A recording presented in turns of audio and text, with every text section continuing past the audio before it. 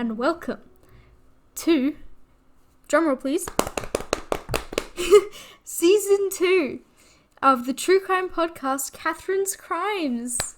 Thank you very much, everyone, for all your reception on Season 1. I honestly can't thank you enough. It was just overwhelming, and I'm so glad to be here again with Season 2. Alright, we begin. Season 2, Royal Flush. I'm your host, Katherine, and in this podcast, we're going to investigate what really happened to our Mycenaean king, Agamemnon, and his girlfriend. So, I'm sure we've all heard all over the news recently that King Agamemnon was murdered when he returned from rescuing his sister-in-law from the Trojans. Agamemnon was found murdered in his bathtub with an axe in his skull. That's royal flush, get it? Bathtub? Yeah, I was pretty pleased with myself for that one, actually. Anyway, so his girlfriend Cassandra was also found murdered, actually, although authorities haven't specified the method of her death yet.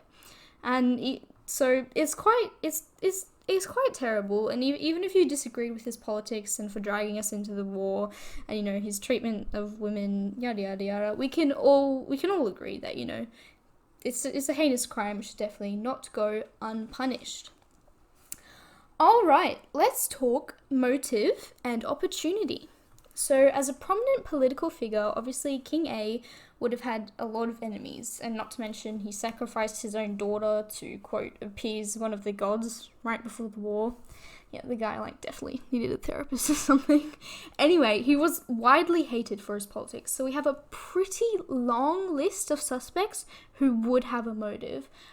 But when we consider that he was killed in his own home, a, mind you, very secure fortress with heaps of cameras and guards and all sorts, it's a palace, you know, we can narrow that list down to people who actually knew him and lived with him.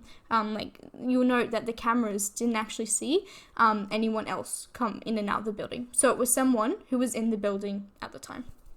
So, our list of suspects seems to be A, any or all of his servants, B, his son Chrysothemis, C, his new girlfriend Cassandra, if she killed him in a murder-suicide, and D, his wife.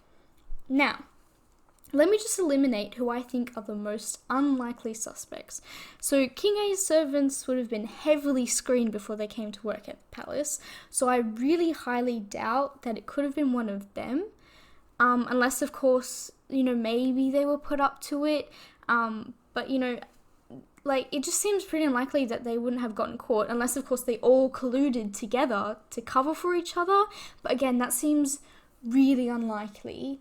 Surely someone would have ratted them out. There's, hundreds of workers, you know, so I don't know.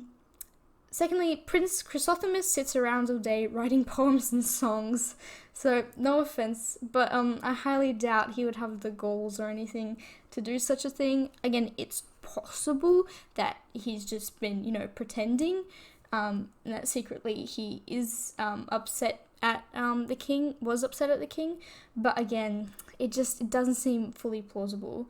And the other prince, Prince Orestes, hasn't been in Mycenae in years, and no one knows why. So obviously it couldn't be him. He wasn't there at the time. So this pretty much just leaves his wife as the prime suspect. And let me just tell you right now, I 100% think it's Clytemnestra. Alright. Let's just look at the facts, right?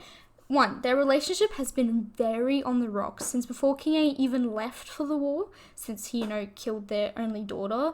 And besides, Clytemnestra has discussed before how she was pretty much forced into this marriage against her will.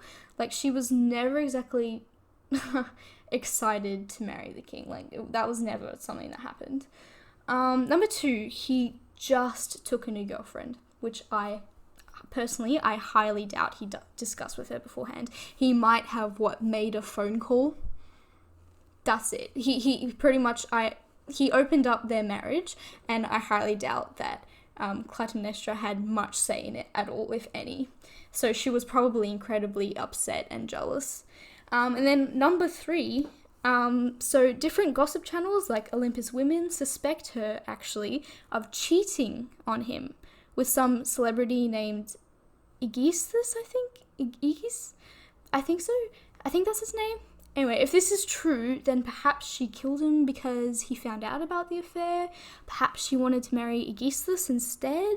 Or perhaps Aegisthus helped him kill her. Like who really knows at this point?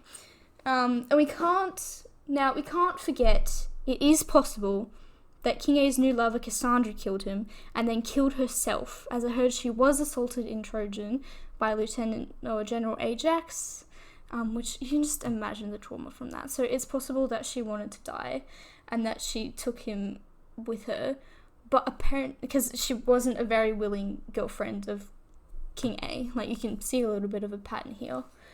But she was a very religious woman, so I don't know if murder-suicide would really be her thing. Everything really seems to point to the Queen. She had opportunity, she had motive. I'd be surprised if she didn't just plead guilty to the whole thing by the end of the week. Her reputation precedes her for being a very vicious, nasty woman, and perhaps as Queen, the power went to her head and she thought she could get away with murder. Anyway, that's just my theory. What do you guys think? Who do you guys think killed our king? Leave your comments down below, and don't forget to subscribe to the podcast to hear more. Thank you very much for listening, and as always, folks, remember there is no evil worse than man.